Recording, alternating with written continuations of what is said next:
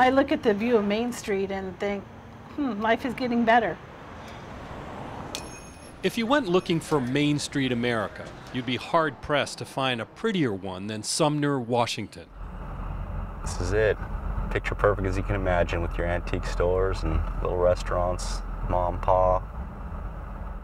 An hour southeast of Seattle, population just above 9,000, Sumner lies beneath Mount Rainier in a green valley. And if you had to pick one day to visit, you might pick this one.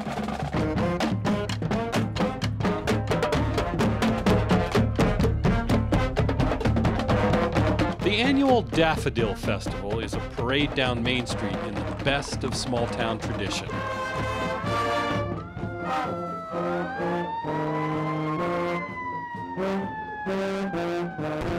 We came here for 1 week in April to listen to people who live and work on Main Street, to see how they're doing almost 5 years after the beginning of the Great Recession. We heard a lot of good news here, how the city managed to keep its police officers and reorganize its fire department despite city revenues dropping 25%. We learned this from a man who lives at 15919 Main Street, who happens to be the mayor. You're the mayor? Yes. Of Sumner? I'm the mayor of Sumner. And you're on Main Street? Yes, and it's a very active, vital Main Street, and we're very proud of it. Most of the antique shops, small businesses, and restaurants on the historic west end of Main Street survived the recession. The new shopping area at the east end appears busy. No boarded up windows here. But talk with almost anyone here, and you begin to hear that behind the picture postcard, life on Main has been a struggle. What happened to Main Street over the past 4 years? Main Street has a lot of sinkholes and taken people down.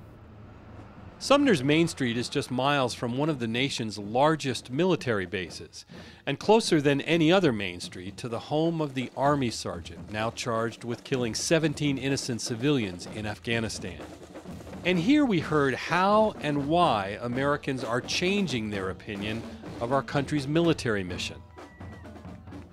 I see the long-term implications of soldiers who are returning, and my opinion definitely has shifted. We also got an earful about government, about loss of faith in our leaders, and about all the politicians who claim to understand what's happening to Main Street.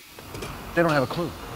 They don't have a clue how difficult it really is for the guy that's making $15, $18, $20 to survive on that, to live on that.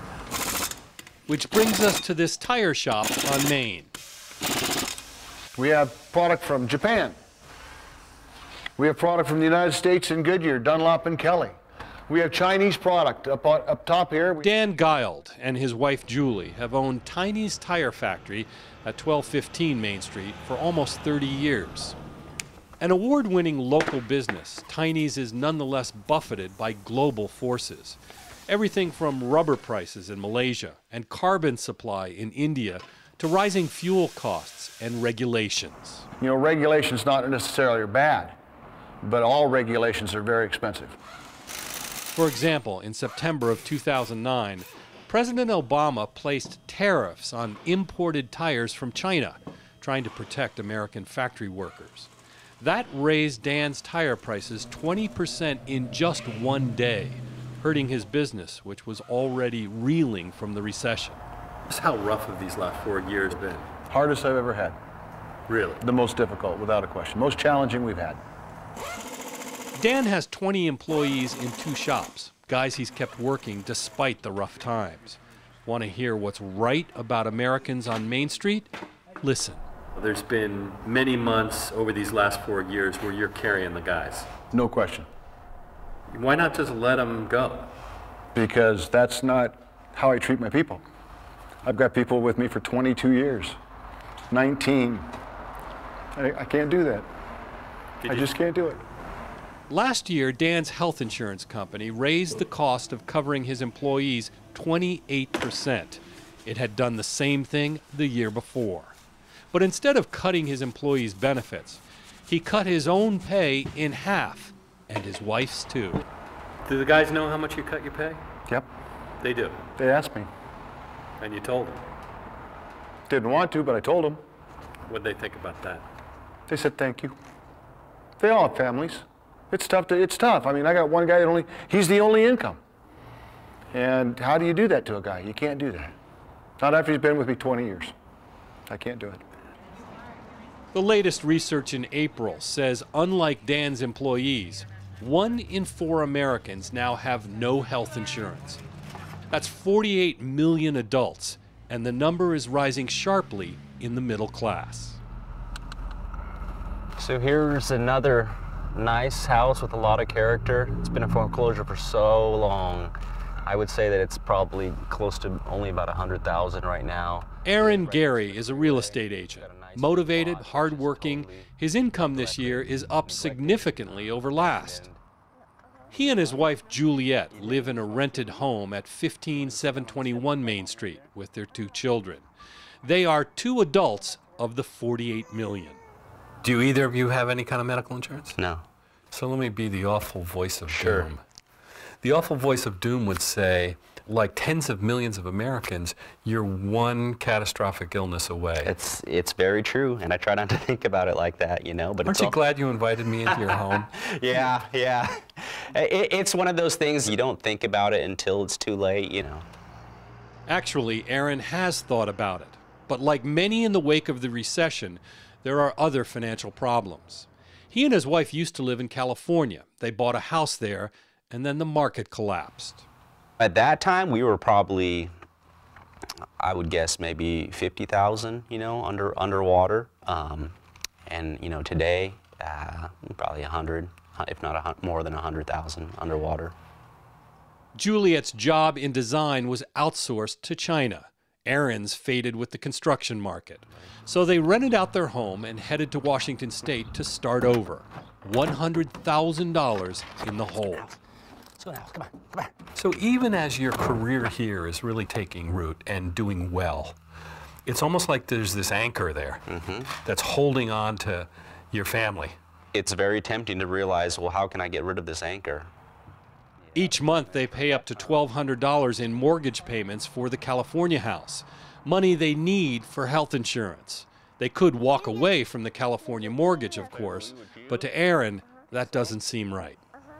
I look at the fact that I'm blessed right now, and I've got a decent income, and I've got renters in there that are paying top dollar and don't seem to be going anywhere, so it stays afloat. But obviously, if they were to move out, the decision would be made. I mean, you can't decide not to feed your family. Aaron knows the situation is potentially dangerous. Debt from uninsured medical bills is now the leading cause of personal bankruptcy in the United States. It seems like the middle class is kind of left out. We're the okay people, we'll do fine, but we're not. The middle class has probably taken the hardest hit out of everybody.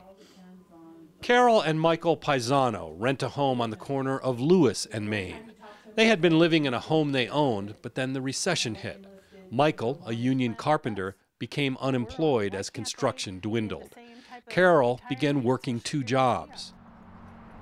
Their home lost $120,000 in value, and then their daughter needed surgery. They burned through all of their savings. Desperate, Michael sought retraining as a truck driver from the state. Did the state pay for your training? No. They do, but it takes almost a 3-month process in order for them to actually see if you're qualified. And you needed work now? Yes, I needed work yesterday. It turns out the federal government has slashed funds for retraining programs nationwide, just as millions of newly unemployed middle-class Americans like Michael have needed them. Out of time, Michael charged almost $4,000 for retraining on his credit card. He did find work as a truck driver, and then just a few months ago, he was finally rehired as a union carpenter. He works each week, fearing his next paycheck might be his last. Makes you think, what's tomorrow going to be like? You know, it's tough. And I'm not saying I'm job scared or insecure in my ability. I'm just need to provide for the family. Make no mistake, there are success stories here. Just north of Main Street are several industrial parks, home to companies which have created 9,000 jobs. A new commuter train is now linking Sumner to Seattle. But there are signs that something big broke during the recession.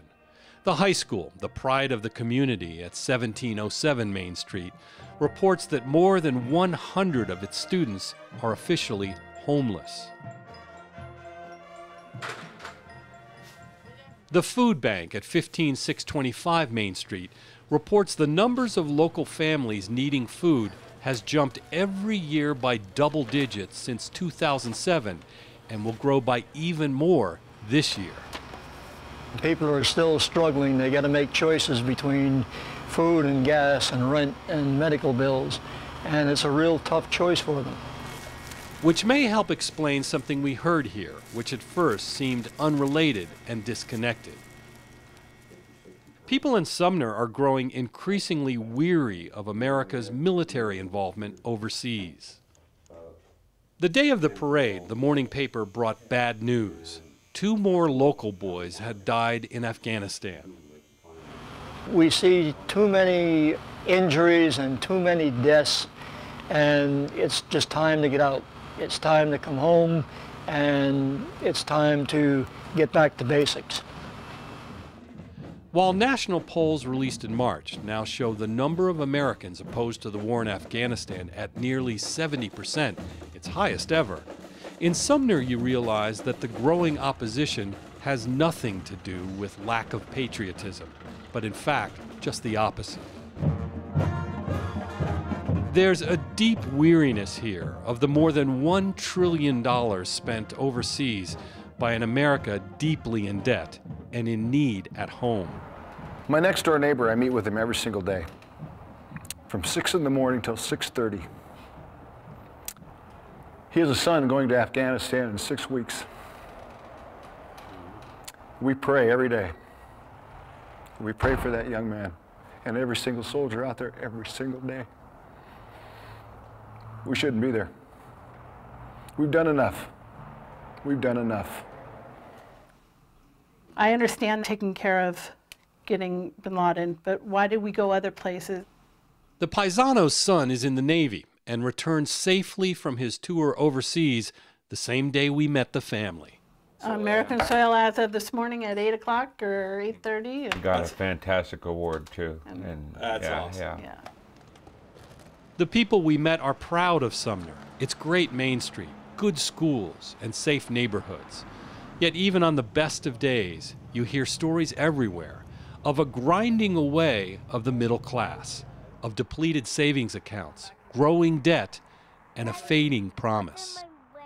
I think it's scary, the things that have happened, and I think the politicians need to wake up. Does it seem like either party or either candidate that anybody is starting to speak to what's confronting your family? No, I don't feel that they are at all. If you show me their calendar and their checkbook, I'll tell you where their values are, and they are not at Main Street.